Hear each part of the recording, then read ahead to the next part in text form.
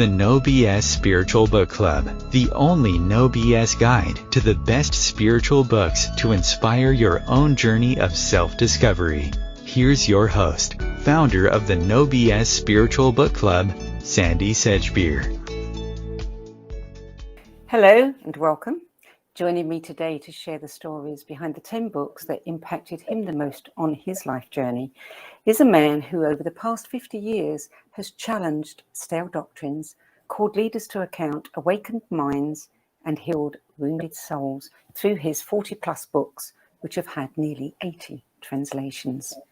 A spiritual theologian, Episcopal priest and activist for gender justice and eco-justice, Matthew Fox is founder of the University of Creation Spirituality in California and the Cosmic Mass. And in addition to conducting dozens of workshops each year, he's also a visiting scholar at the Academy for the Love of Learning, I love that, and the recipient of numerous awards, including the Abbey Courage of Conscience Peace Award. Matthew Fox, welcome. Thank you, Sandy. It's good to be with you. And it's the first time I've been on a program called No BS Book Club. I like the title of your program. It's time for a little less BS in the world. Absolutely. A lot less BS in the world.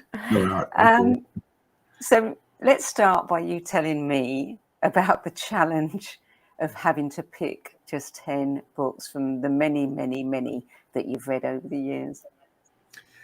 Yes, it was a challenge. And I'm sure I failed at it. But first of all, there's the Book of Nature itself. I left that out of my 10. But it's just so important. Thomas Aquinas says that Revelation comes in 2 volumes, the Bible and nature. And actually, I don't mention the Bible among that 10 either. But nature is so important to me. And that, of course, means science. And so, that's just one of the giant sources that I left out.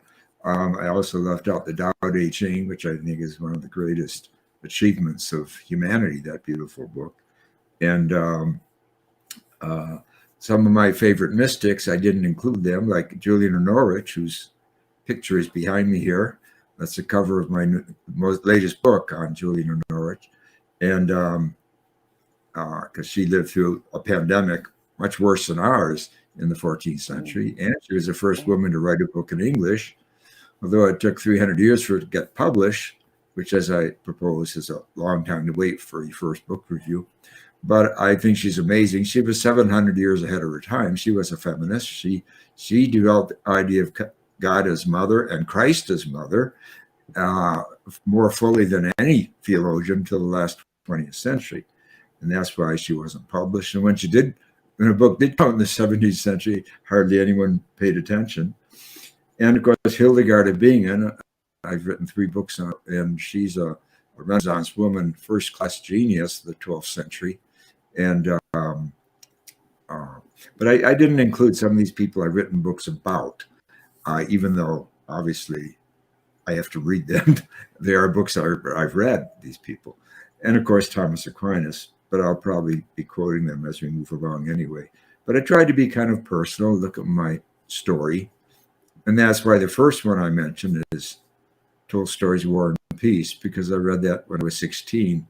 And you know how you are at 16. You're looking at life and wondering, where am I in this dream that's unfolding? And between school year in the summer, I read Tolstoy's War and Peace, and I told a friend it blew my soul wide open. And then I wanted to examine what happened to me. And of course, today I have language for it. It was a mystical experience. I didn't know.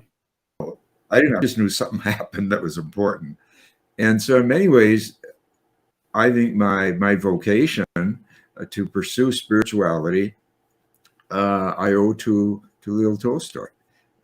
So what drew you to his book? What drew it to me? Yeah, I mean, at 16 to be reading that, had somebody told you about it? Oh, of course. Probably my mother. She was very well read. And I'm sure probably some teacher I had in high school too. And I think I was just fascinated by it. I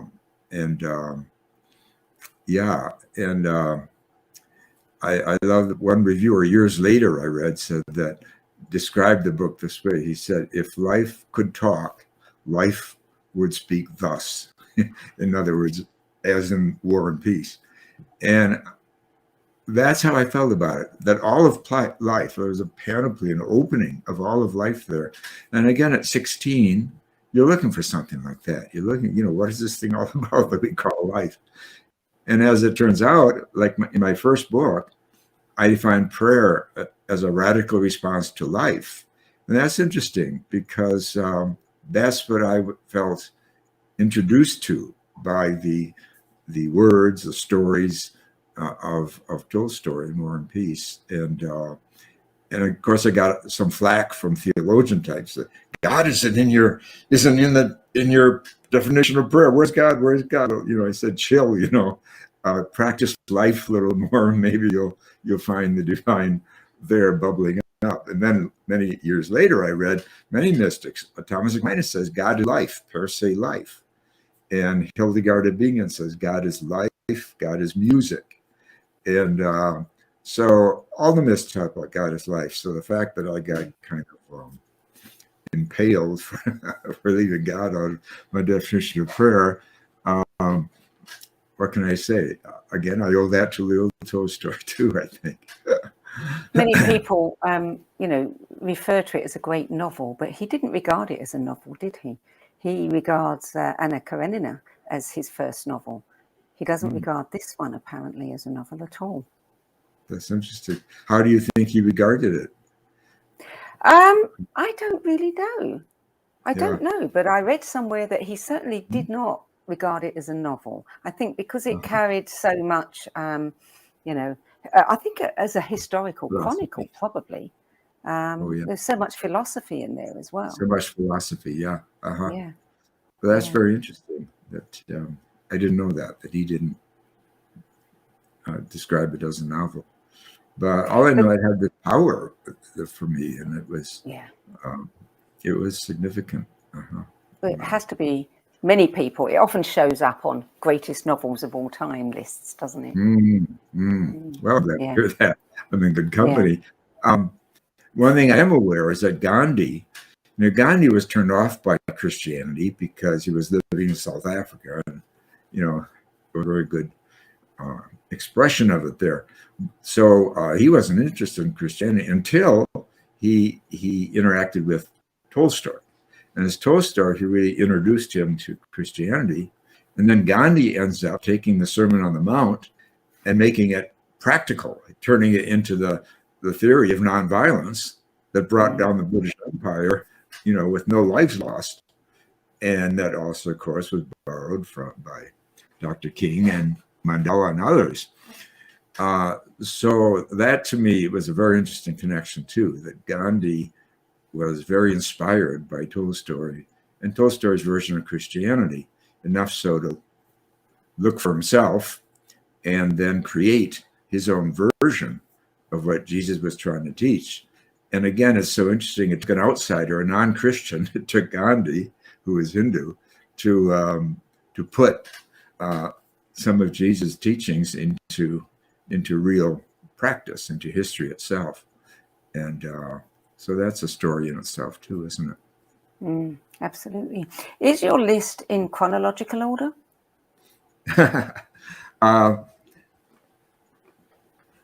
I don't know. That's interesting. It begins that way, certainly. This is the only book I read when I was 16 that I'm writing about here. Just take a look here. No, not entirely, but it kind of runs together. But the other mentions are when I'm an adult. So we move from my 16-year-old stage to my being a Dominican priest and so forth, and a theologian. I did my doctorate in Paris, and one of my professors there was Père Chanou, a wonderful French Dominican who was 75 years old at the time. He had been silenced by Pope Pius XII for 15 years, forbidden to publish. And he'd been involved with the Marxists in France after the war, the unions, you see, and the worker priest movement. And that kind of threatened the Vatican in the 50s and 40s. And he's also involved in trying to create a new school, a new way of pedagogy and education for priests. And that's really why he was silenced, because he wrote about that experiment. Because he was dean, he oversaw the training of Dominicans at the Sauchoir, which is Dominican House of Studies in France. But he was brought back at the Second Vatican Council in the early 60s. And interesting enough, it was a third world bishop from Madagascar who brought him along as a peritus, that is kind of a theological advisor to these bishops. And Chenu was responsible for the most radical document of Vatican II called The Church in the Modern World. He really wrote that in its basic form. And anyway, I had him in class, and he's the one who named the creation spiritual tradition for me. That's been my life's work ever since. He said there are these two streams in Western religion. One begins with the fall, and so it's about fall and redemption. The other begins with creation.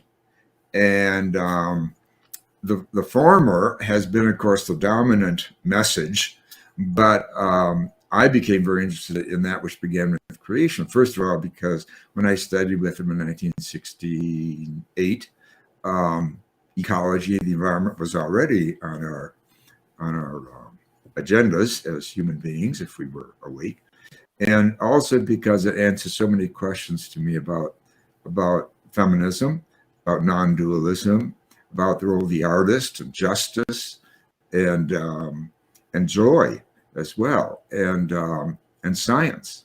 So for me, that I remember the moment in our classroom. There's a seminar room in Paris there, and when he pointed out these two traditions, and I felt like Paul falling off the horse blinded. I was so excited because it answered my question: how do you relate mysticism to social justice? And do they relate at all? And I realized they don't relate in the fall redemption tradition, which is so anthropocentric. I mean, humans are the only ones who sin. So if you begin with the fall, you begin with the human. Now, the Bible doesn't begin with the fall. You think it did, because 95% of preachers are talking mostly about sin. But check out Genesis 1. It's cosmology. It's cosmology about the story of the universe as we got here. Now, it's not, of course, updated by 21st century science, but in fact, what's interesting is that in some ways it follows today's creation story from science insofar as it begins with light, just as the fireball kicked off the universe as we know it, and this Hubble telescope that's going to be beaming out to us light from the beginning of the universe is going to be showing us that original light, which I think is beyond exciting. It could be a whole new beginning for humanity. God knows we need a whole new beginning. And remember, when you talk about light in today's science at the beginning of creation, or light in Genesis 1, both cases precede the sun. Because the sun, even as this comes after the let there be light statement. So, and then both stories, today's in science and Genesis, ends with humanity. Humanity is at the end of the line of evolution, and up to now. So that's significant. And then in Genesis, it says everything that's born is good. The sun is good, the moon is good, the earth, the animals and the plants. And then when humans arrive, it actually says all of it together is very good. And that Hebrew word can be translated very beautiful. Everything's beautiful. Everything's very beautiful. Well, so that's we begin with creation. And that's why we have an ecological crisis, is that we didn't begin with creation. We just think that's background for us or something, as if healthy air and healthy water and healthy skies and healthy bodies and food is not, the heart of the matter. So we're learning this now the hard way through climate change, and Yes, we are facing our extinction at this time in history. So I love that you name the creation tradition for all of us, and that's been my life's work. And one of Take his care. books is on your list, and we will get to that a bit later. But like Shanu, you too got silenced by the Pope. That's true. I was silenced for a year. Well, actually, it was 14 months. And then a few years later, they kicked me out of the Dominican order that I was in for 34 years. And they made a list of their objections to my thinking. Number one was that I'm a feminist theologian. I didn't know that was a heresy, but number two is that I call God mother. So you can see what's on their mind. This is a Rorschach test for the patriarchal version of Christianity that was so represented for 34 years of two popes, John Paul II and Benedict XVI. Another complaint was that I worked too closely with Native Americans. Now, I don't know what that is, except that I did have sweat lodges on our Catholic campus because a good Native American was teaching in my program, and he led us in sweat lodges. I guess that's what they were threatened by. Another thing is that I cried child. Well, I don't know what Christmas is, these guys, but I think that's what Christmas is about, isn't it? So that was an objection. I mean, these objections are beyond silly. They're really, they're scary that they don't know their own tradition. And of course, I wrote a book called The Original Blessing, and that blew the roof off the Vatican. And when it got translated into Polish, I thought, oh, now Pope John Paul II, who's Polish, will get it. No, he didn't get it. So what I learned from that is that patriarchal religion is thoroughly committed to original sin, even though Jesus never heard of it. No Jews ever heard of original sin. Elie Wiesel says that original sin is not in the Bible and it's alien to Jewish thinking. So how can you have a religion that claims to follow Jesus Christ, who is Jewish, who never heard of original sin, and puts original sin up front? And original blessing is what I was talking about earlier. It's about Genesis 1. The word blessing means good. So originally there was all this goodness. And then, of course, it was messed up. But still, this goodness is what's continuing to bless us. So those were some of the objections to my work that got me expelled. And that's how life turns. And then I was writing a book at the time on the reinvention of work, which is pretty synchronistic. And I finished it with a chapter on reinventing ritual. And then I sent it to the publisher, and I went off to do a workshop in Seattle. And lo and behold, 6 young English people had phoned to me from Sheffield, England, where they were from. And they were involved in reinventing liturgy of the Anglican Church, and including dance, DJ, VJ, all these, and rap, all these postmodern art forms. And I just finished my book saying we had to bring the body back to worship and silence and other things, and of course, new art forms. And here they are saying they flew in to see me and talk to me. They had a pile of newspaper articles about their work and that. So I flew to Sheffield to check it out, and I was very moved by the experience.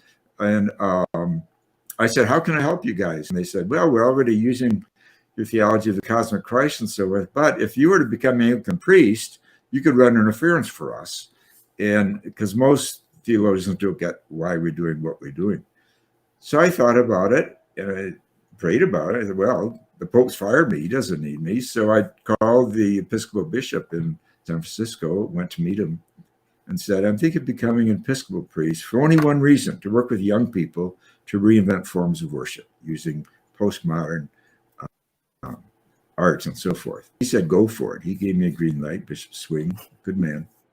And so that's what I became Episcopalian priest, to work with young people to reinvent worship. Now we've done well over 110 of these cosmic masses in North America, several times at the World Parliament of Religions. And the last meeting in Toronto there, where 500 people showed up, including Buddhist monks in their robes and all this. And many people said it was a high point of the conference for them, but also that it was a most powerful religious experience of their life and so forth. So it really does work to bring the liturgy up to date using contemporary creativity and art forms. Why not? New York Times Magazine published an article about that, Raving My Religion, in which they said you hope your sweaty rave masses will change the way we pray. Sounds like... Yes, I guess they did. I think People magazine did something on it too.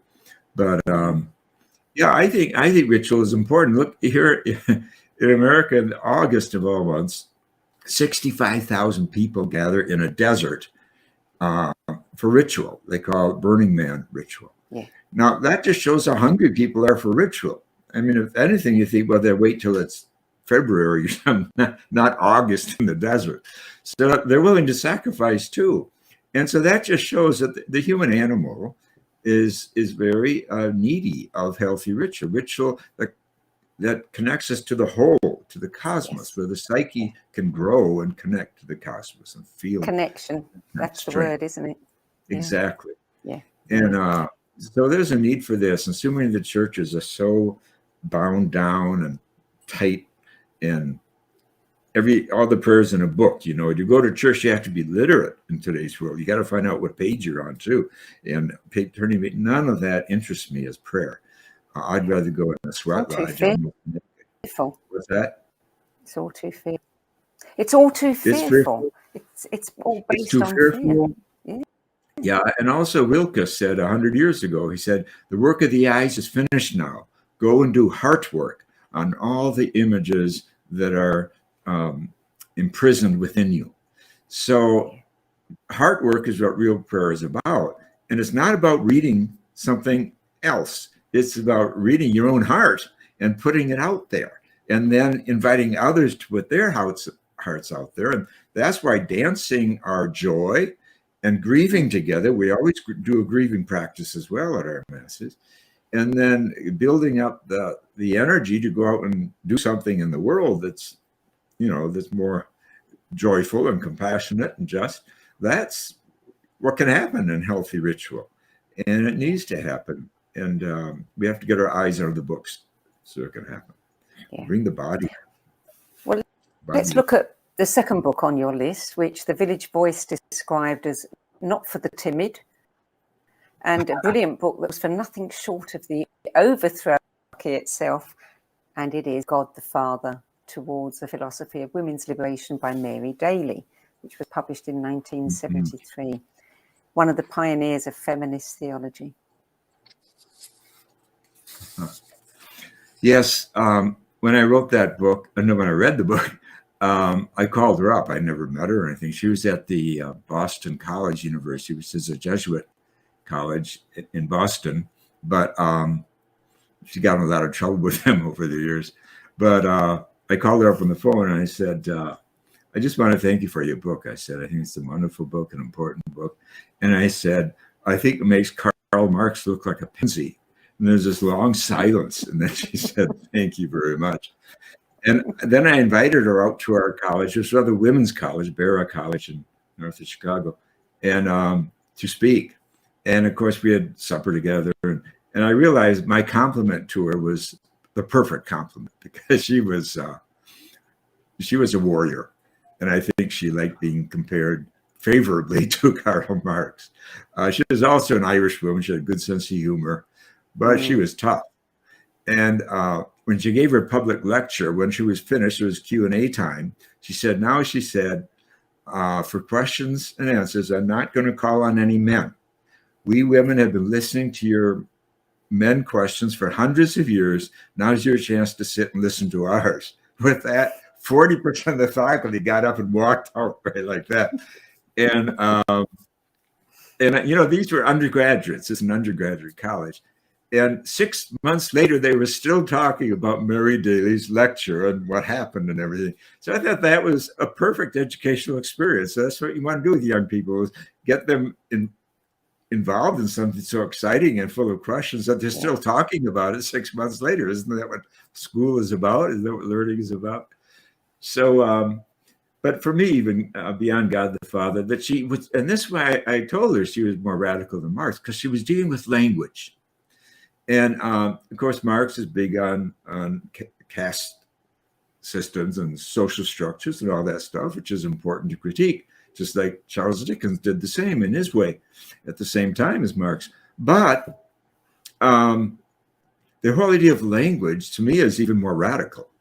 If you can change the pronoun for divinity from just he to she and he, her and him, that invites 50% of the human race into the discussion. And it gives them equality at the starting line. And so I just feel that, and of course, the whole role of the aesthetic, therefore, and of art and everything is so important for, what can I say, recovering a sense of divinity. You know, Meister Eckhart says, I pray God to rid me of God, which I think is one of the more wonderful and radical prayers I've ever heard.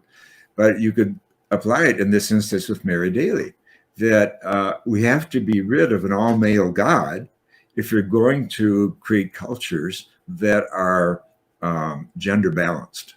And by culture, I include education, religion, economics, politics, media, all of it that has been lacking because it's been so dominated, especially the education system, because that's where it all begins, is education.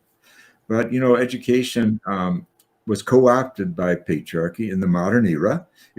When it was invented in the 12th century, it was a place to find your place in the universe. University, find your place in the universe. And the goddess of wisdom oversaw both science and the arts.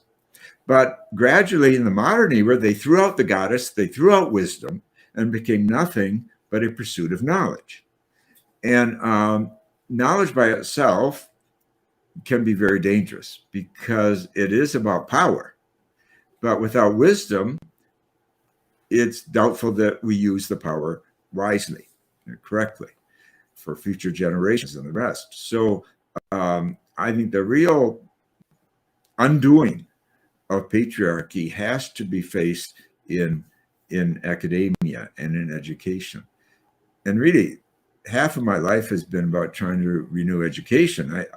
I've not only fought popes, but I've also fought accrediting bodies because I think because I learned very early in my young 30s, I learned because I started creating programs, master's program for spirituality.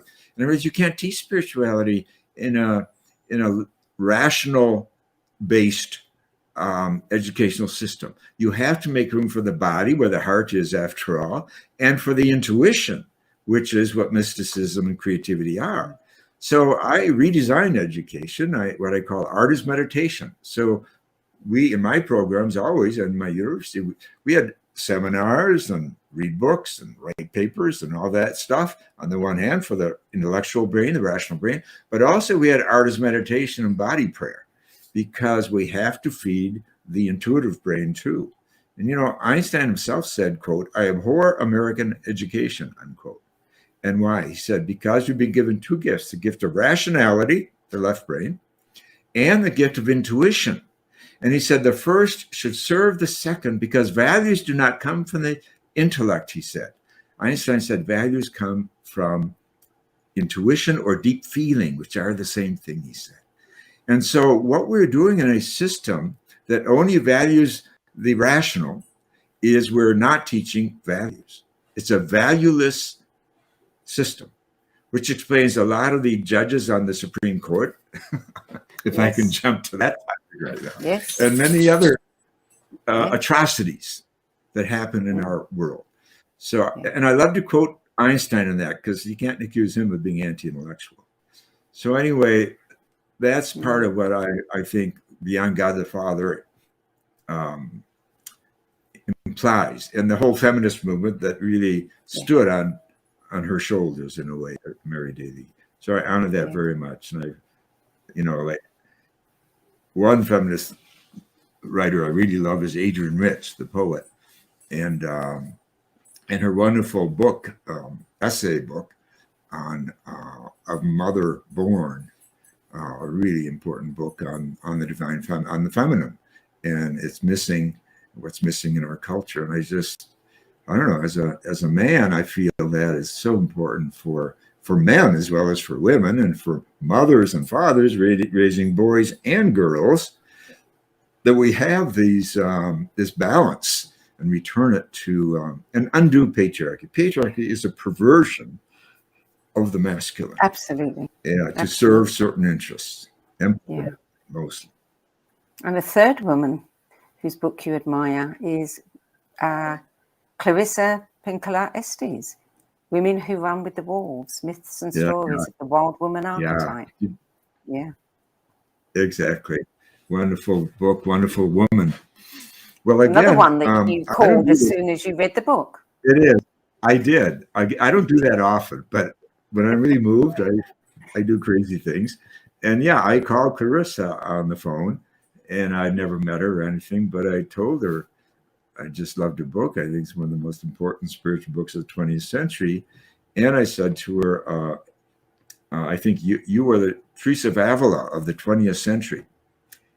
And she said, oh, wow, she said, Teresa of Avila is my favorite saint.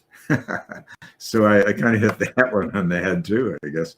But and we've been friends. We've taught courses together. She loved teaching in my university. And I'll never forget, we taught a course together on evil, in fact. And of course, Clarissa is a Jungian. Her story is funny. She was very poor growing up. She was the only one to get education in her family. And she discovered Jung when she was a teenager in the school library. And for years, she called Jung Jung, because she never heard anyone else talk about Jung. She just found it on a page, the name on a page. So she was Jung that says this and Jung says that, until she finally became a Jungian analyst and got the words right. But and she's grounded in her Latina tradition, of course, as well as she's part Hungarian and part Native American. So she brings together some amazing ethnic roots. And of course, her stories and her exegesis of the stories is what she does in that book, are just so dynamic and powerful and deep. And I just loved that book, and I love her. Another thing she did in our program, which was very interesting in light of today's news in America, is that we didn't have a chapel in our school that I designed with a friend of mine, but we had what we called a cave, because it was a room in the middle of the place that had no windows, because it was in the middle of the upstairs campus that we had in a building in downtown Oakland, and we called it the Sacred Cave. Well, she created a ritual in there for women who had had abortions. And again, this would have been 12 years ago or so. But to me, that was a very powerful, intuitive gift that she gave to women. And because, the issue of abortion is not just having it or not having it, or having it available. So if you're going to have it, you don't get, killed in the process, which is what this real debate in America is about. But you wouldn't think so, judging from Supreme Court judges have to say. But to realize that in many cases with abortion, there is, a psychological price that people pay. Just like there's a price people pay if they don't have an abortion too. But to address that, is important. And she addressed it. She created a ritual. And I remember sometime after that, I was doing a retreat at Big Sur in California. And a woman came up to me and said she needed to talk to me. Well, she wanted to talk to me because she had an abortion and she hadn't been able to process it. There was no ritual that she'd been given by anybody to help process it that way, And she felt a relationship with her aborted child. So, we talked together and we created a ritual together about that. So I think that's a topic that, needs attention, that we need rituals for all these passages in our life. And just throwing bombs at each other, as if you're pro or against it, doesn't get it all to the level of where these hard decisions are made. And so I think even that could help to be, an escape from. Well, ritual gives us a chance to process and integrate experiences, and our culture does not give us those opportunities. Exactly. Yeah. Yeah. And that's why I'm very interested in grieving rituals. I'm interested in in, of course, rituals for young people coming into adulthood, Mm-hmm. but also for elders today. We need Yes. elder rituals because the elders are very important. Our culture doesn't tell us that, though, at least in America, we're told that leaving, retiring is about going to the golf course or playing the stock market the rest of your life. No, it's much more serious than that. It is about relating to the youngest, the grandchildren, the new generations. And we should have a rite of passage for that are not just for the older people, but for the young too. In fact, they could help create these rites of passage with the older ones, because it's a gift that the elders have to give back, but they have to be, what should I say, honored, if you will, or become aware that this is a new stage in their life, and it's not just retirement. I call it, we should throw out the word retirement, and we should bring in the word refirement. There's a new fire, a new direction in your life as an elder when you're not bound down by jobs and institutions. And hey, there's new energy there if we let it flow. And that's, as you say, what rituals are for. Yeah, absolutely. I agree with you totally. I mean, it is an opportunity that we are sadly missing. Yes. But we have to move on so that we get all the books covered. Your fourth book was Karl Marx and the Bible, a critique of the philosophy of oppression by liberation theologian Jose Porfirio Miranda. Right, from Latin America. And of course, I met many liberation theologians, and I think they've had a lot to say to not just to the Catholic Church in South America, but to people all over the world. And of course, the Vatican, under the two popes who call my work dangerous and deviant, really shut down liberation theology. And I've proven in my book called The Pope's War that they were urged to do this by the CIA. There's a gathering a few months after Ronald Reagan was first inaugurated as president. There's a meeting in Santa Fe, and of all the national security big shots, to discuss one question: how can we destroy liberation theology in South America? And they concluded in a document called the Santa Fe document, they can't kill liberation theology directly, but they can split the church. So they went after Pope Paul II with money, and I mean money. 29 times the chief of CIA, who was a radical right Roman Catholic, went to the Vatican himself directly with satchels full of cash, gave it to the Vatican, and said, give this to Solidarity, which of course was Pope John Paul's Polish thing going on in Poland. But in exchange, the Vatican went after South American liberation theologians and priests. And in fact, when they canonized John Paul II, which was a mistake, put it mildly, one priest very knowledgeable about the history of South America under him said, that man is responsible for at least 10,000 deaths in South America. And the deaths were of priests and of sisters and of lay people who were trying to stand up to the militaries, to the dictatorships, and, present a grounded Christianity of justice and compassion. And of course, like Oscar Romero, they opposed Oscar Romero. There are some in Vatican who clapped when they heard that Oscar Romero was assassinated. Now, of course, he's been declared a saint, but that was not the way the Vatican treated him in his lifetime. But I love this one sentence in that book. I think is so important. I think it should be printed in bold. Quote, the greatest tragedy in theology has been the separating of love and justice. The Hebrew Bible does not separate the two. When you separate love and justice, you get sentimental love on the one hand, and you get, what would I call it? I think politically correct justice on the other. You get a cold justice.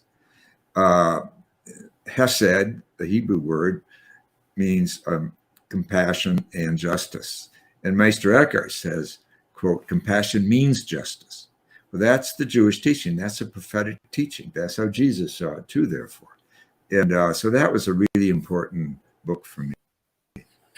Now, we didn't miss story, did we? No, that's coming next. Okay. That's number 5.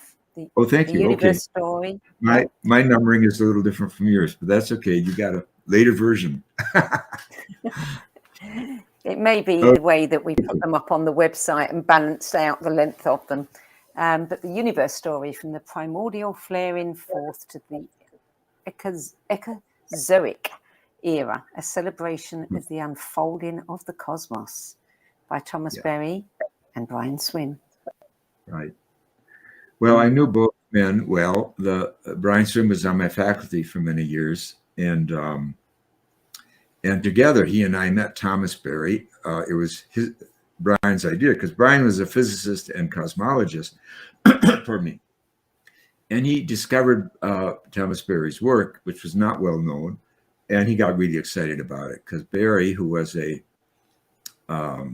real scholar and a professor at Fordham University of World Religions, he learned Chinese, he learned some Native American languages, and of course he was very close to Teilhard de Chardin. He headed the Teilhard de Chardin Society in New York for 10 years. But he also studied today's science very, very diligently. But of course, when Brian, who was much younger, met him, Tom Berry got all excited because he was now bringing a scientist into his worldview and his consciousness that we have a new creation story from science itself. And that he felt that the number one obstacle to ecology was that we had lost a sense of the sacred for nature. Now, Thomas Berry was named after Thomas Aquinas. And Thomas Berry was a priest in the order, not a real well-known order, but he rarely worked as a priest. He would spend all his time studying. He was a real scholar, student, and he would study, and after prayers at 2 a.m. in the morning, he would stay up for the rest of the morning studying. And that's what he did with his life. He was a very brilliant guy. But so the two of them teamed up and wrote this wonderful new creation story, the universe story, drawing from science. And now, of course, there have been many other books similar to that have come out since, which is fine, and that's wonderful. But they did a great job. Again, like Mary Daly's book, it was kind of earth-shattering. It was breaking, pioneer work to bring together science and well, one word that Berry used was lyricism. That really the new science needs ritual, it needs celebration. This new discovery of how the whole universe has been operating for 13.8 billion years. And if we run the movie backwards, it all started together, smaller than a zygote before the fireball, before it burst into the fireball. So they tell the whole story, and but they tell it in not just with the scientific facts, which are there, but also in kind of a lyrical and poetic fashion as well. Because Berry felt that ritual, again, is what was needed to get this new story around the world. And it is a universal story. It's not restricted to any one Christian or religious belief or anything like that. Yeah, we're all come from the same matter and the same supernova explosions. And we're all here on the same earth. So it really is a basis for environmental work. It's a basis for reinventing education and religion and the way we see the world. And again, though, in many ways, I say it echoes Genesis 1. Let's begin where it all began, with the universe, not with our petty little problems and ideologies, but with the universe that brought us here. And so I think it is a very, very archetypal work. And I think they did a wonderful job. And every time I heard Thomas Berry speak, and I heard him lecture probably 25 times, every time he quoted Thomas Aquinas. And one of his favorite quotes of Thomas Aquinas was, excellent thing in the universe is not the human. The most excellent thing in the universe is the universe itself. And we're all here to serve the universe. That is so important. It gets us out of our our anthropocentrism, what Pope Francis calls our narcissism. And we are narcissistic as a species. We weren't before the modern era, but pre-modern thinking, whether indigenous thinking or medieval thinking, and this is where I love these medievals, Hildegard, Francis, Aquinas, Eckhart, Julian, they begin with the universe. They don't begin with themselves. Yeah, we got our woes and all this, but you begin there. How are you going to find solutions? Begin in a bigger context, please. And by the way, Julian, who's over my shoulder here with this painting, she's 14th century, and Thomas Berry says that it was the Black Death, the pandemic of the 14th century, that killed creation spirituality in the West, because people got so freaked out. They became afraid, and fear became the number one issue. And so then they said, oh, it's because of our sins that we're being attacked by this plague. And so then sin took over first place in theology and religion. And you see that, of course, in the Reformation that came 150 years later, and I'm saved and you're not, and you're a sinner and you're going to hell, and all this stuff that's been in the airways for 500 ridiculous years. This is, again, what Berry was fighting. And that's why he loved creation spirituality, that, hey, we're beginning with the cosmos. And that's the great mystery. And that is the great sacrament, the sacrament of the universe. Yeah. The bigger picture. The bigger picture, exactly. Yeah. So book number 6, this is by Chenu, Nature, Man and Society in the 12th Century, which is filled with essays on new theological perspectives in the Latin West. Yeah, well, again, I spoke to who Chenu was, and he was my mentor. But this book I love very much. It's considered a classic for sure. And it's really a collection of his essays. And the course I had Chenu in was called Spirituality in the 12th Century. And he would bring in big art books about the cathedrals and so forth. And he would, go through pages and say, you can't study spirituality without the artist. And notice what the artist did in the 12th century, what's the messages are in these cathedrals. And he called it a new humanism. There's a great humanism in the 12th century. And of course, also a great resurgence of the goddess, of the divine feminine. In 50 years, they created 500 cathedrals the size of Notre Dame de Chartres to Notre Dame de Paris. Everyone dedicated to Notre Dame, Our Lady, to the feminine. And of course, it was the Gothic Revolution that allowed, instead of the Romanesque gaudiness, defensiveness, and thick walls and small windows, you had these tall structures, of course, with light and wonderful stained glass revolution, and a sense of space and air, much more feminine. And Otto Rank says that if you want to know the soul of a culture, go to its architecture first.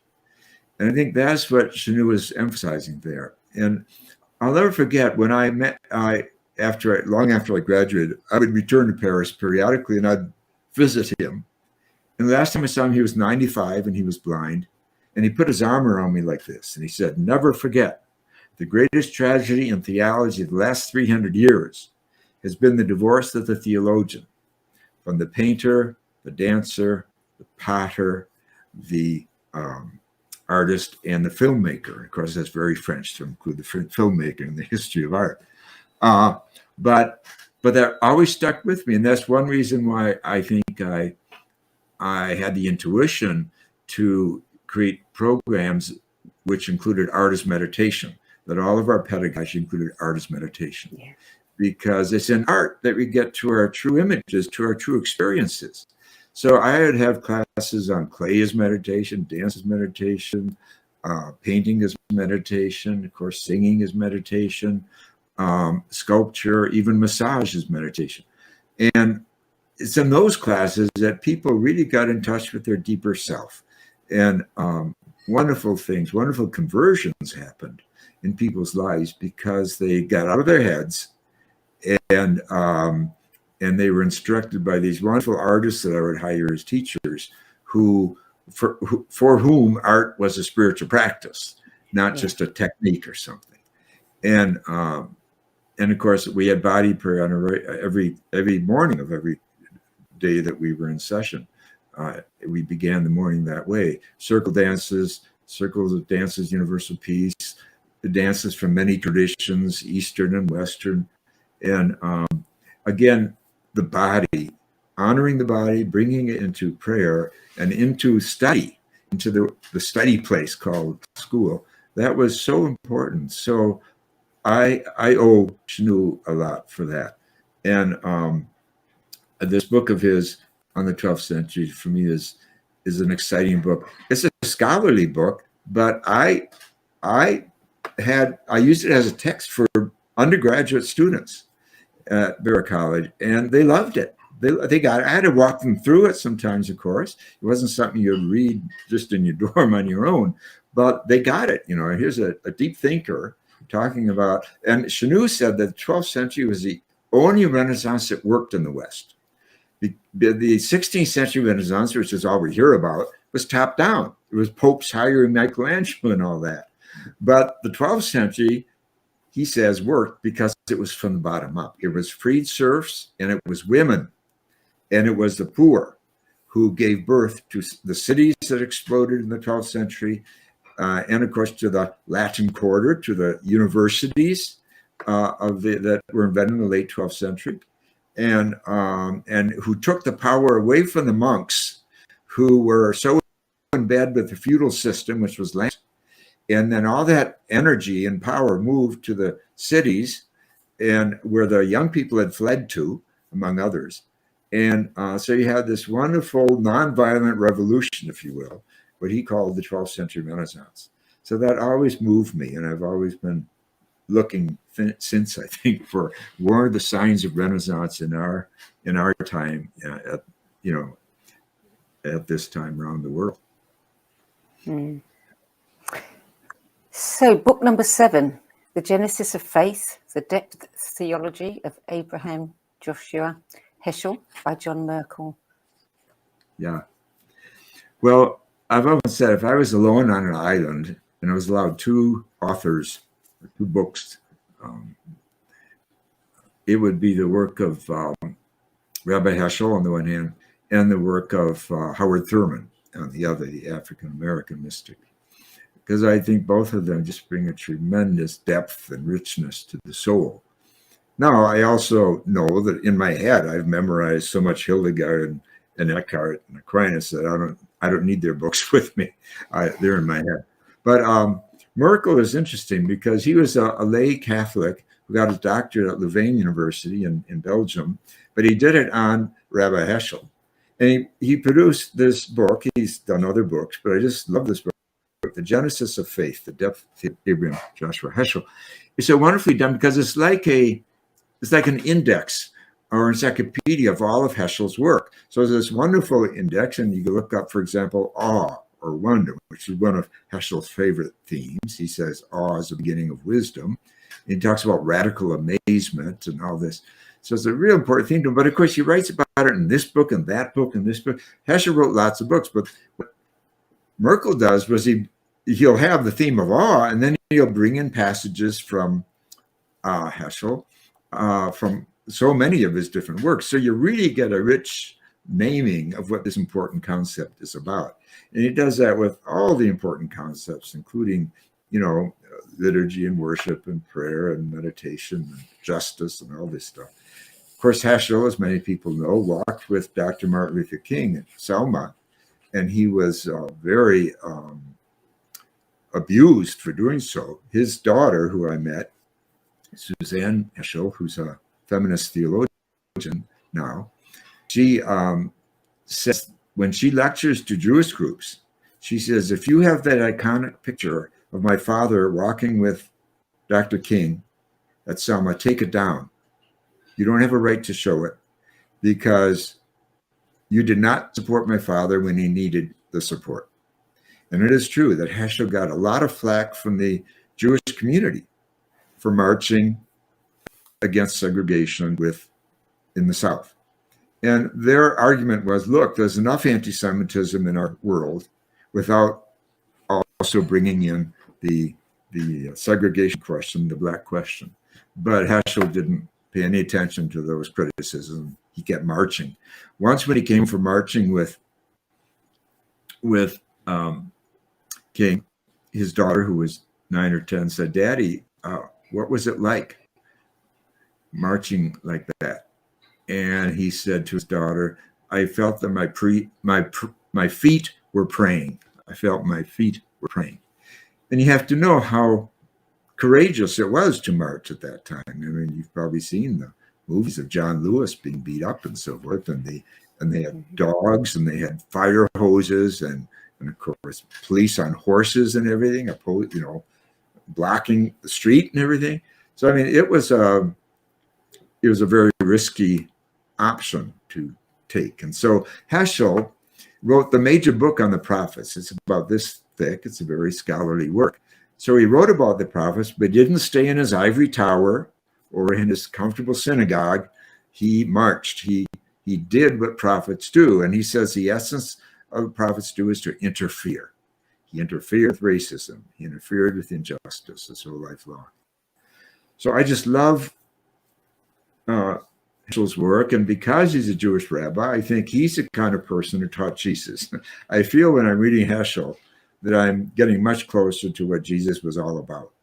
And there's been enough anti-Semitism in Christianity to last forever. And instead, we should be reading people like Heschel, who see the world as Jesus saw the world. And it's not the way St. Augustine saw the world, who invented the idea of original sin. And it's not the way patriarchy sees the world. So I respect Heschel profoundly. I think he's one of the great saints of the 20th century. Book number 8 is The Transformation of Nature in Art by Ananda Coomaraswamy, an extraordinary woman who was fluent in 36 languages. 36. I know, isn't that amazing? Yeah. He had an interesting story, Coomaraswamy. He was born in Sri Lanka, but he grew up in India. And when he came of age, they sent him to England for college. But then the First World War broke out. And they wanted to conscript him in the British Army for the First World War. And he refused to go in because he was from India, and India was still being colonized by the English. And so, back then, when you thought of an Englishman, you didn't think of someone with an umbrella and proper etiquette. I mean, they were tough back when they were running an empire. And what did they do to him for not joining the army? Threw him out of the country. And he landed in Boston. And that's where he spent most of his life. And he got a job in a fine arts museum, really. But he was an amazing scholar. And as you said, he was fluent in 36 languages. And this book, The Transformation of Nature and Art, is a really fine book. He wrote it in the 30s. And there's a whole chapter on Meister Eckhart. Now, when I read that book, that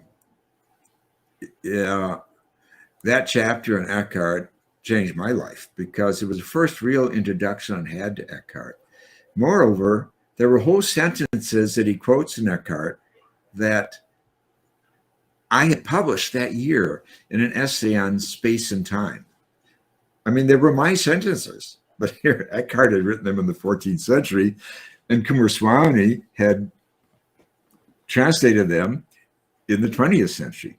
So this blew my mind. In fact, it was kind of spooky for me. I put the book, Coomaraswamy's book, back on the shelf. I didn't finish it. It was so kind of spooky. Then a few months later, I tiptoed back to the shelf and pulled it down and finished it. And I knew I had a friend in Meister Eckhart. And so that's why this book is so important to me. It was my introduction to Eckhart. And my most recent book on Eckhart, I've done 3, but in my most recent one, I put him in the room with different thinkers. So in chapter 1, he's in the room with Heschel.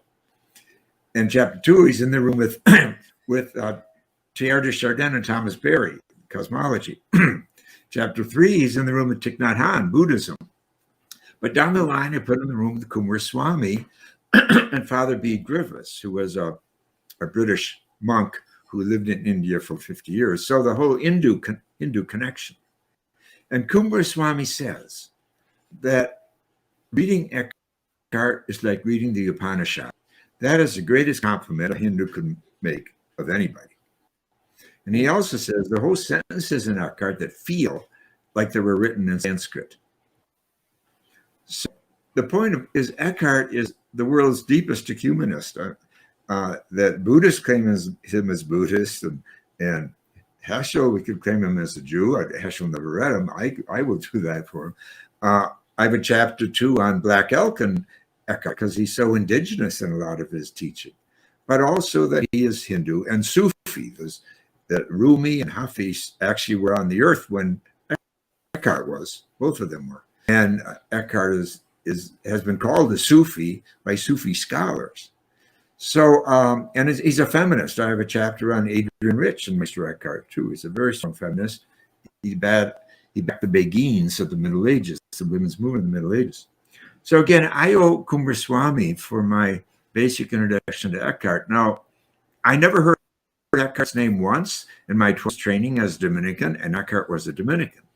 But you see, he was condemned a week after he died by corrupt papacy. And so he had to go underground in the theological or religious world. The philosophers kept him alive, but the church ignored him for centuries. But now he's coming into his own again. But that's what I love about Coomaraswamy, that he loved Eckhart. He introduced me to Eckhart.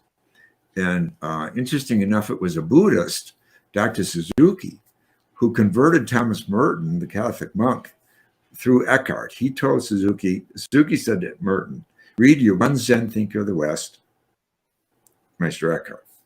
And Merton did that in 1958. And you see there are two Mertons. There's a pre-Eckhart Merton and the post-Eckhart. The pre-Eckhart Merton is dualistic, Augustinian, plenty of shame and guilt, and introverted.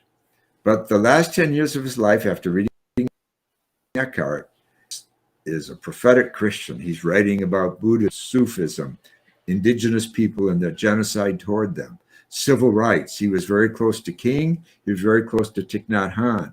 And of course, his last trip was to go to the East, where he met the Dalai Lama, who was 33 years old at the time. And they fell in love. They both canceled their schedule for the following day so they could have another day together. And the Dalai Lama was asked a few years ago, do you believe in God? He said, well, yes, I do. And the journalist said, are you sure? Many Buddhists don't talk about God. What kind of God do you believe in? The Dalai Lama paused for quite a while and said, I believe in the God of Thomas Merton, which I think is a pretty good endorsement of Thomas Merton. But again, it was Eckhart who converted Merton. And so again, Coomaraswamy opened the door for me. And then I was in a serious car accident just after reading this article by Coomaraswamy. And 2 years later, I had an operation on my back. And during my operation, Eckhart came to me, and we went walking together on the beach. It's the most transcendent dream of my life. And we didn't talk. We just walked together on the beach. And from then on, I knew that I was in a destiny with Meister Eckhart. Wow, what a story. So number 9, I'm conscious of our time. I hope you're still good, because we've still got 2 more books to cover. Centering in Pottery, Poetry and the Person by Mary C. Richards, published in 1969. And you say that you discovered this after founding your Institute in Culture and Creation Spirituality in Chicago. Right. And I've alluded to this. So I created the pedagogy for a master's program in spirituality. And first, I was assigned actually by American bishops, believe it or not. They gave me an invitation to study education and spirituality. This was after my first book came out. It was called On Becoming a Mystical Bear Spirituality American Style, where I take up the subject of prayer. And so I said yes to them. And what I did was I went to all the spirituality programs in North America that I thought were halfway interesting. And I'll never forget that one of the best ones was out at GTU in Berkeley, California. And it was a Jesuit school of theology. And a young man in the program, I'd say about 25, he leaned over while someone was talking, lecturing, and he would in my ear, we're learning about the mystics. We're not learning how to become mystics. And I thought that was really the most important lesson I learned. And I traced it back to the academic model of education. They were not doing any meditation, any artist meditation, and they weren't learning how to be mystics. It was about someone else being a mystic, and I that bores me. I'm not interested in that. I'm interested in democratizing mysticism and bringing the mystic out of all of us. That's what it means to be an adult, I think, is to be a lover of life. So with that background, I came up with the idea as artist meditation. So I started my program, and body prayer as well. The first person I hired in my faculty was not a biblical scholar. It was a dancer.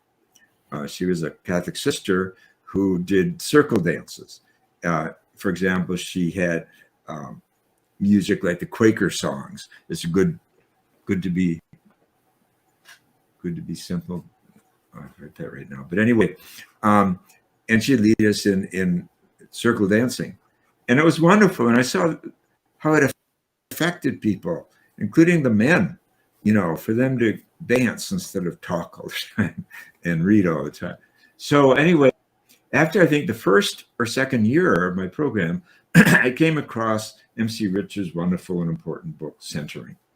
And she was a potter and a renowned potter, also a poet and a philosopher, had a PhD in English literature from UC Berkeley. But she flourished at Black Mountain College, an alternative school in North Carolina. She quit University of Chicago, where she had an amazingly prestigious position, but she was bored with it. She didn't like the attitude there toward, it was too left brain. And anyway, this book has become a classic, but I was so taken by it that I wrote a long review of it and I sent it to her. And she loved what I had to say. And we became friends. And when I moved my program out to California, I invited her to come and teach, which she did. And she taught with us for many years. Students just absolutely loved her. And we did a week program in Australia, I remember, and I brought her with me. And together we visited Uluru and the navel of the universe, according to the Aboriginal people. And that was her first painting. She took up painting at 70. She says, too late for technique. But her first paintings were 3 paintings of Uluru, the great red mountain, sacred mountain, center of Australia. And we became really good friends. And she would stay at the Sisters Convent on campus at Holy Names College, and she would laugh about that. She said, I never would have dreamed that I would end up in a convent. She said her life was not, she was not Catholic, for one thing, but her life was more diverse than that. She was actually a member of the Steiner community. Rudolf Steiner was very important to her. And she lived the last 15 years of her life in a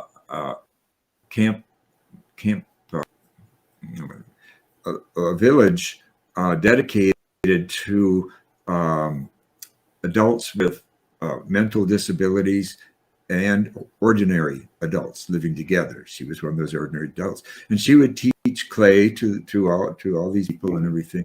I visited there several times, but it was a beautiful existence, a community living situation for her. But she would leave them with their permission to California to teach with me. And she taught courses on clay as meditation and another one called Poetry and Word. And she would have people the first day of class make a book, sew it, and cut it, and sew it, and make a book.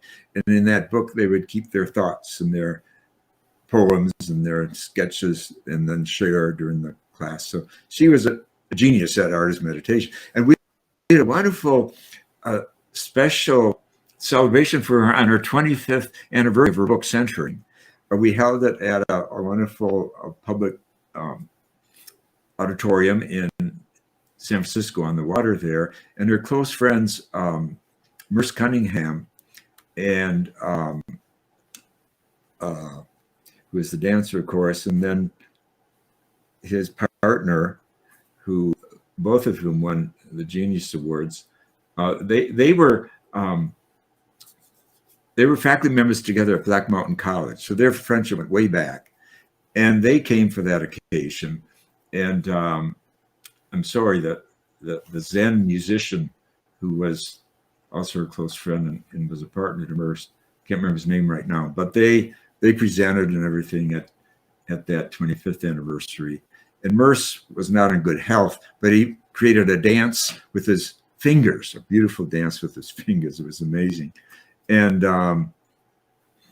at that time, that was the year I was silenced by the Pope, so I couldn't talk at that own conference. So I wrote a letter, but I gave it to a Native American faculty member, Sister Jose Habde, who was a Franciscan sister and a Seneca woman, to read for me. But I did not know she was dyslexic. So there I am in the front row with MC next to me, and then her two friends, Merce and the other fellow, John Cage was the other one. And MC was reading my letter and saying, and she'd come to MC Richards and she'd say, CM. And every time she said CM, MC would poke me in the ribs, jab me in the ribs with her pointed elbow. And by the end of the letter, I had really black and blue ribs.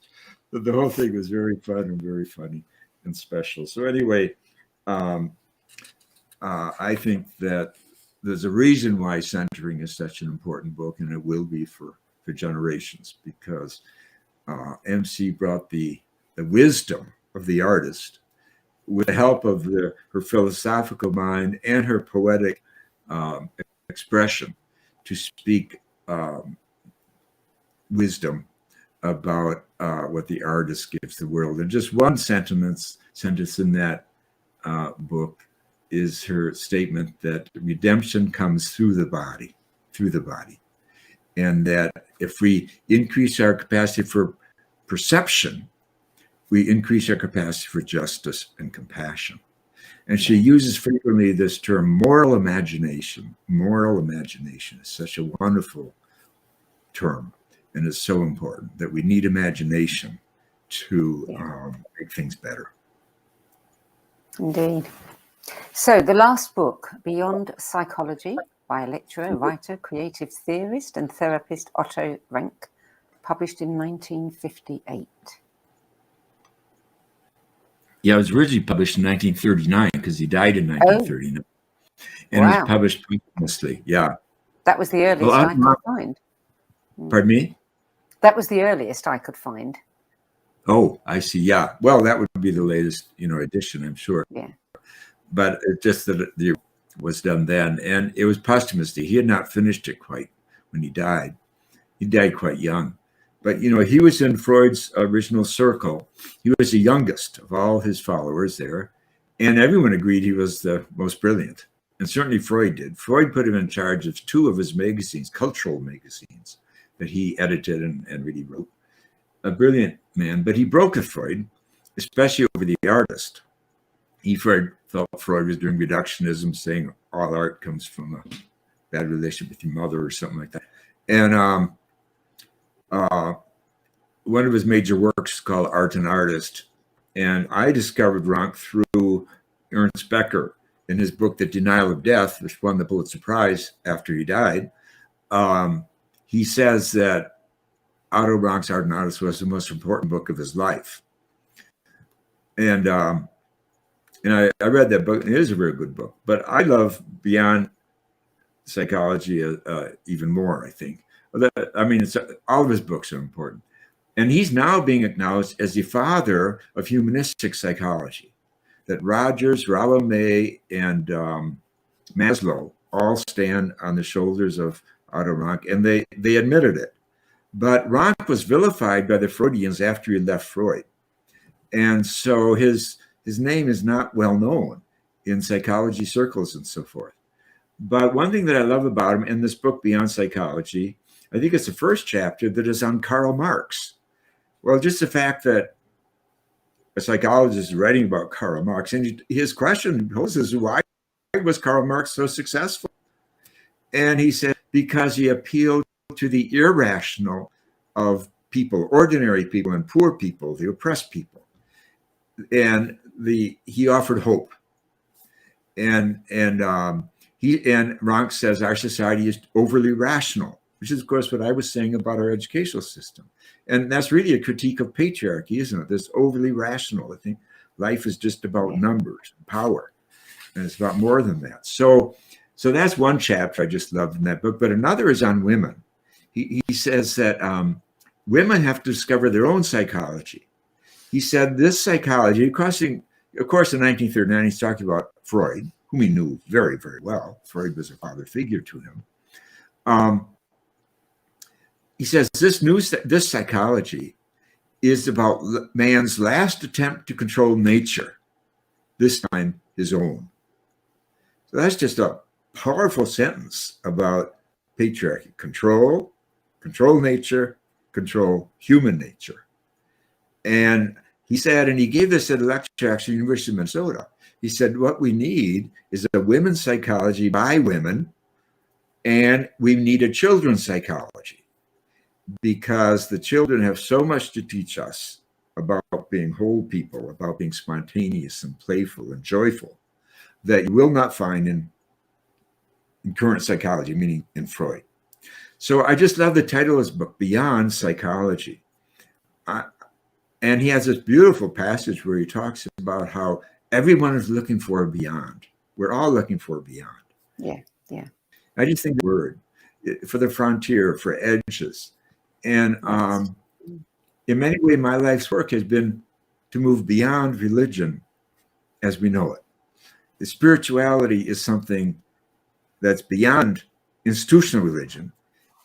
There are hints of it in religion, and when religion is healthy, then spirituality and religion go together. But very often in our recent history, it's not been healthy. And so people today, many people, especially the younger generations, are saying, I'm not interested in religion, but I am interested in spirituality. So I think even in that phrase of beyond psychology, and then too, I'm admiring the responsibility he's taking for his own vocation, for his own work. He's a psychologist. He's criticizing psychology. That's interfering. That's the prophetic role. And of course, Otto Rank was Jewish. And by the way, he doesn't talk about original sin, but he does talk about original wound. And he says that humanity has an original wound. And that wound is when we leave our mother. For 9 months, we've been so at peace and content and together. But then we burst out into this wild, crazy room with lights on probably and a slap on the butt. And, life is a shock from then on. And he says that all the major crises we have in life are a repeat of that separation. And separation is the primal wound that we all carry. And then he says, how do we recover from that separation? He says, through art and love. These and the unio mystica, he actually uses that phrase, the mystical union, which we experience in love and in art. And to me, that just speaks volumes. And also his whole understanding of neurosis. He says all neurosis is the artiste manqué, the failed artist, that we take this creativity that we all have. And this is what I love about it. He sees creativity, everybody, not just for professional artists. We take this imagination we have and we use it to beat ourselves up with. Maybe a parent, when we were young, or a teacher or something, told us we couldn't do this and we couldn't do that. And then that tape plays over and over. And that's a creative act on our part. So it's using our gift of creativity to beat up on ourselves instead of to love life with. And I mean, he has so much to say, but here's one more insight, because we just passed through the Easter season. He says, and again, he's a Jew, not a Christian, but he says that the idea of the resurrection from Paul and Jesus is the most radical thought that humans have ever produced. Why? Because he thinks the entire history of humanity And he traces it from the tribal stage through all these civilizations, Greece, Rome, everything else, Egyptian pyramids. He says the whole thing has been a quest for immortality. Everyone's trying to become immortal. That's why you went through the whole pyramid thing. If the pharaohs built buried correctly, then the others may participate in his immortality. Or in England, the king is dead, long live the king.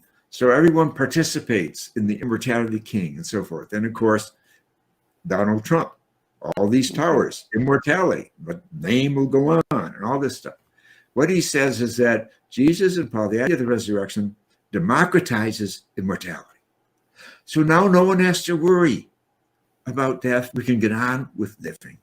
And that's his whole point. And that's where he returns to Deuteronomy. I put before you life and death, choose life. When he was a teenager, he attempted suicide because he had been sexually abused by an uncle.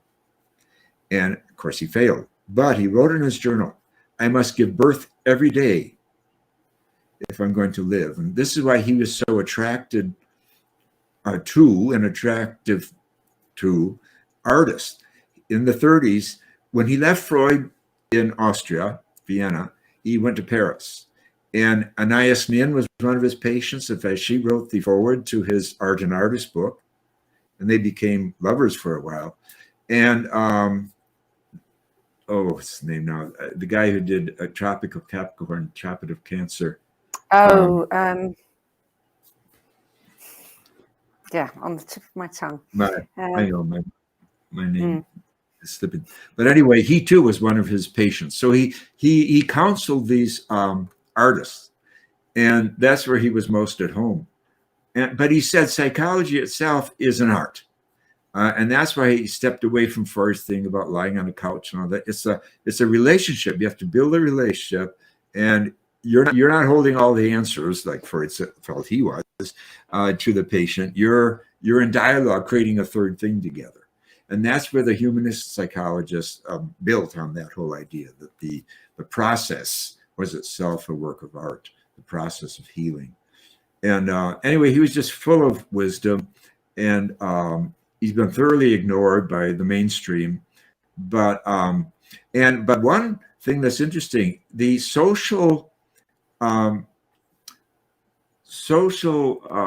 there's a school of social welfare, I guess it is, that is all built on Otto Rank. I think they made in Philadelphia. It's been going for decades. And because they understood right away the implication of his work for the poor and the oppressed, you see. That's why I love his work so much, that he's talking about the, getting through the oppression and the abuse. And again, creativity is key to it for him. We have to write our creativity. We have to get a healthy, so it chooses life and not death. And he also loved jazz. Whenever he visited New York, he went to Harlem first. He loved black jazz. And it did something for us. And he loved Huck Finn. He would sign his letters, Huck Finn. And one thing about him too, and I consider him a holy man. Why? Because he was never bitter, even though he was treated terribly by the Freudians. They actually contacted his publisher, Knopf, in New York, and said, if you publish his work, we will not give you any of Freud's work after this. He did not carry bitterness. In fact, he had a correspondence with Freud that's come out in the last few years. So he didn't totally break a relationship. But I consider that a great soul, where he didn't dwell on the betrayals of his life. He moved on, and he kept a sense of humor. That's why he would sign his letters Huck, as in Huck Finn. And I'll tell you this one last story. He died in Lake Tahoe writing the last book, Beyond Psychology, and he said, someday in Northern California, they will understand what I've been trying to say. And I have goosebumps telling you that, because I feel I do understand what he was trying to say. And I taught him, I've always taught him in my school, the psychology of Otto Rank, because for me, he's my favorite psychologist. I respect Jung and all that and others, but he was so prophetic, he was so ahead of his courageous, and he lived a good life. And I honor that. Matthew, your list has been, and your speaking about your list has been such a rich experience, more than usual, because from what we've heard, we've not just heard about the books and how much you love the books and the intimate stories behind the books.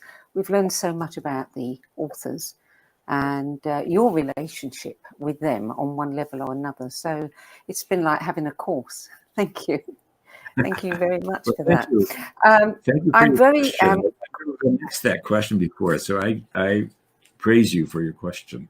Though like I confessed, it was a damn hard question to answer because I left out a lot of books. Yeah, indeed. I'm very conscious of your time. So it's gone. Yes, it's definitely gone past an hour and a half. I have two questions for you, and perhaps we could do them fairly quickly. The first is, I want to know about your latest book, Essential Writings on Creation Spirituality. Tell us a little bit about that. Yes, well, this is the book, and I'm smiling because on the cover, because I'm sitting in Meister Eckhart's choir stall in Erfurt, Germany, where he was a prior for 8 years. And amazingly, Eckhart lived in the 14th century. That church was not bombed or in any way destroyed in all those centuries, in all those wars in Germany over those centuries. So it's quite a miracle that place still exists. And I taught a course there a few summers ago for a week. In the very rooms where Eckhart taught the novices, I taught Meister Eckhart. And I brought an artist with me who's a sun dancer. And in the afternoon, he put Meister Eckhart to movement, to dance. So everybody was dancing Eckhart's teachings that they had learned in the morning. So that was a wonderful week. I also brought a Jungian therapist and friend with me who dealt with dreams, because I felt people would have good dreams in that morphic resonance space of Eckhart's memory, and another artist meditation class that we offered. So, but this book is a collection of from my books. So it's kind of an anthology or something, but it's part of a series called Modern Spiritual Master Series that Orbis Books has put out. And they've had a lot of, wonderful figures in here, Flannery O'Connor and Thich Nhat Hanh, of course, and Albert Schweitzer and Richard Bohr and Sister Joan Chittister, Tiara, and so forth. So I'm proud to be part of that company. But what they did was Charles Burak really did the book. He's a Jewish scholar, the Kabbalah and so forth. He was head of humanities department at JFK University for years. And he read all my books, bless his soul, poor guy. And he drew sections from all of them. And I had some say in it too. I kind of supervised, if you will. We had discussions. But and then I end the book with a letter to young people, because I think this newer generation has some real opportunities and obviously some challenges ahead. And it's divided by different sections, like the mystics, because I've written a lot about the mystics, but what creation spirituality is, and of course the role of social justice and education and work, because I've written about all those things, and of course the divine feminine, and the masculine, because I wrote a major book on what is healthy masculinity. How do we get to the sacred masculine and throw off the burden of patriarchy? Because patriarchy is a way of seeing the world. It's a philosophy. It's not something that all men are practicing or that all men are responsible for. But we do have to wake up about what the alternatives can be. So in that book, I lay out 10 archetypes, like Father Sky and the green man, the blue man, spiritual warrior, hunter-gatherer, these archetypes that are very ancient and very healthy and demand a lot of us. And these are the way, I think, to get back to an authentic masculinity for both women and men. For both women and men. Women are walking around with a toxic masculine inside of them too, in part. And at least one of them is on the Supreme Court. So that's what this new book is about. It's a collection of my writings over the years. So it's a shortcut to creation spirituality we've been talking about today. Thank you. So the last question I want to ask you, let me preface it by saying that the award-winning author, speaker and teacher of world religions, Mirabai Starr, claims that there is not another man on the planet who has championed the sacred feminine with a fraction of the wisdom, scholarship, creative fire, and holy chutzpah as Matthew Fox. That would make a brilliant epitaph. If you were to write your own epitaph, what might it say? Well, I'm grateful to Mirabai Starr. She and I taught a course together on Julian of Norwich just a year or so ago on the Shift Network, and it was a lot of fun. And she translated Julian, a wonderful translation, and I wrote a new book on Julian during the pandemic. So we were good teammates in that instance. So we've come to know each other well. So I'm very grateful. Epitaph. Well, one of my chosen enemies, I didn't choose him as an enemy, but he chose me as an enemy, was my Dominican provincial when I was expelled from the Dominican order. Previous to that, for several years, he supported me, but then the pressure from Rome was just too great for him. Really got to him, and he signed the papers to expel me. Even though the Dutch Dominicans in Holland, they wrote a formal request to him saying, "We will adopt Matthew, and he can continue to work in California." They said, "We've been protecting theologians for 700 years. We know how to do it. You Americans don't know how to do it, so we'll do it." And then that would be a wonderful burden off of him, I thought. But he turned that down because you have to have permission from your previous provincial to join a new province. But he said to the New York Times, my former provincial, and I think this is one of the better compliments I've ever had.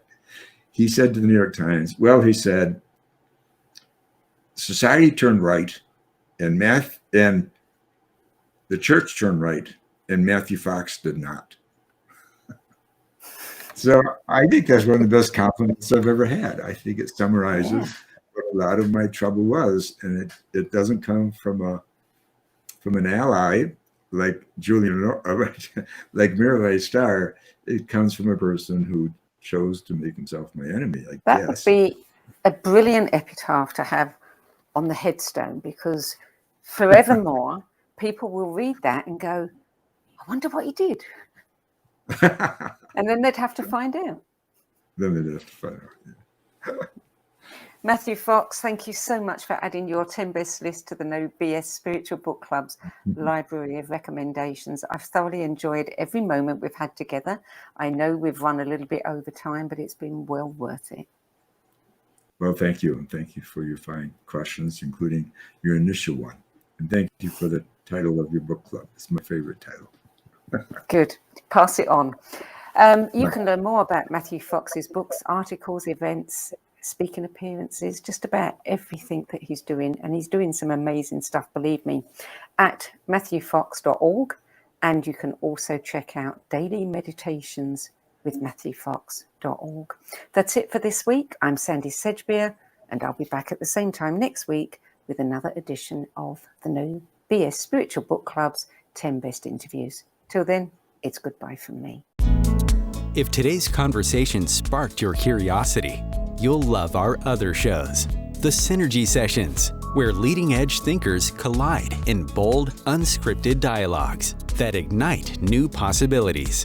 Between Realms and Reason, where we journey into the mysterious consciousness, energy, and the hidden layers of reality, where science converges with spirit in ways you've never imagined. And the No BS Spiritual Book Club, where leading-edge new thought speakers, teachers, authors, and luminaries who've walked this path before you share the 10 books that had the biggest impact on their life journey. All 3 shows are available on YouTube, Spotify, Substack, and all major podcast platforms. For more information, visit sedgbeer.com. That's SEDGBEER.com.